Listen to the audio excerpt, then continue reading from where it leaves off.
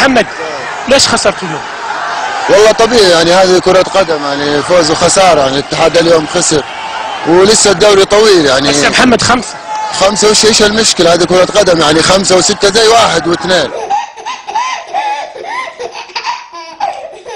5 وش ايش المشكلة؟ هذه كرة قدم يعني 5 و6 زي 1 و2. انا ممكن ادافع واكسب ب1-0 وممكن اهاجم واخسر ب5.